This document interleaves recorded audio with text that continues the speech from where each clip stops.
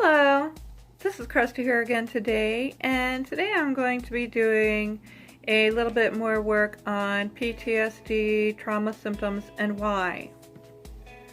Okay, if you are suffering from PTSD symptoms and are aware of what the symptoms are, a person is more able to understand that it is not really themselves or who they really are. Even if you received the symptoms later in life through war or an accidental trauma, or if it began in childhood with overt or covert abuse, remember that PTSD is a reflectionary effect after trauma has occurred.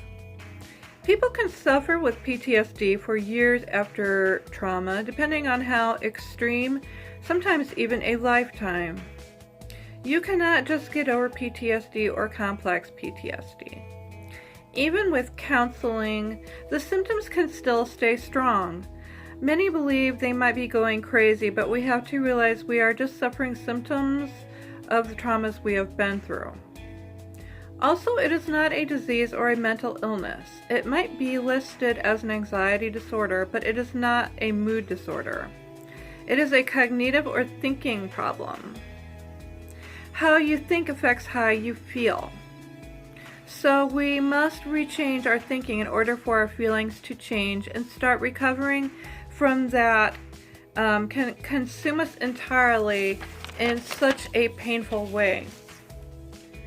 There are 5 types of PTSD symptoms. These include, number 1, unwanted thoughts or images of the trauma even though nothing is happening to you. Number 2, distress or emotional upset when something happens that is a reminder of the abuse trauma. Number 3, distressing dreams or nightmares about the abuse or trauma. Number 4, suddenly reliving the abuse flashbacks of the abuse trauma or acting or feeling as if the abuse is happening again. Number 5, having physical reactions when reminded of the abuse, like sweating, breathing rapidly, a pounding heart, nausea, or tight muscles.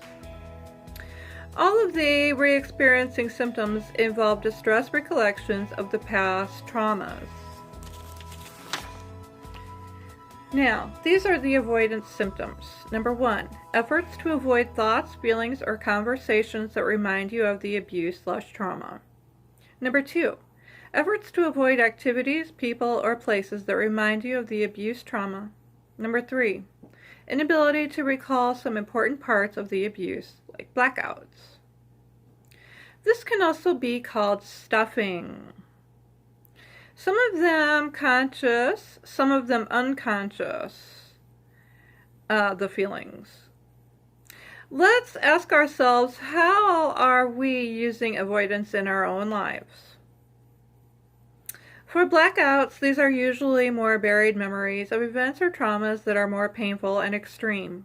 A lot of times, when a child is sexually abused, they can have a harder time recalling it. All in all, these are all coping mechanisms used to help us survive and go on in our lives. They are called survival mechanisms. There are also 4 numbing symptoms. Number 1, loss of interest in activities that were important to you, like your job, school, hobbies, or social activities. Number 2, feeling detached or cut off from others. Number 3, feeling emotionally numb, like inability to feel love, joy, or unable to cry. Number 4, thinking your future will be cut short in some way, such as no expectation of a career, marriage, kids, or thinking you might die prematurely. These symptoms can be very depressing to have, also isolating. There are also 5 hyperarousal symptoms. Number 1, trouble falling or staying asleep. Number 2, feeling irritable or angry. Number 3, difficulty concentrating.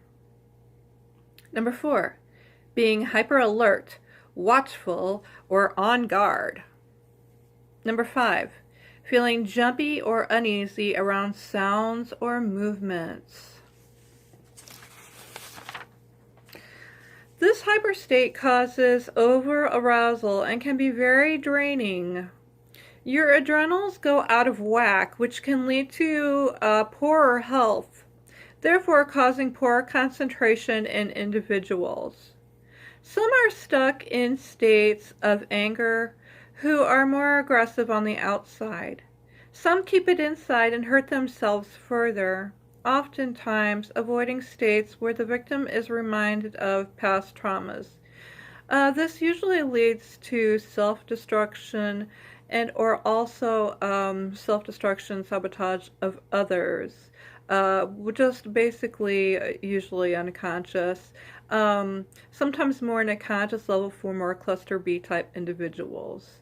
I will be posting further on cluster B in the future, or you can Google it, whichever you prefer. In the next video, I will discuss trauma-related guilt, anger, and grief. Thank you.